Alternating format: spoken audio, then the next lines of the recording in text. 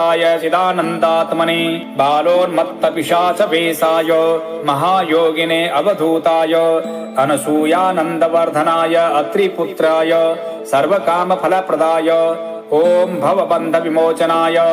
आं असाध्यसाधनाय ह्रीं सर्वविभूतिदाय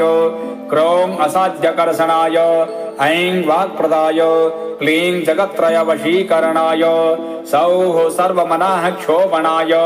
श्रीं महासम्पत्प्रदाय ग्लौं भूमण्डलाधिपत्यप्रदाय द्रां चिरञ्जीविने वसट् वशीकुरु वसट् आकर्षय हूं विद्वेषय फट् उच्चाटय ठः स्तम्भय खें मारय नमः सम्पन्नय स्वाहा पोषय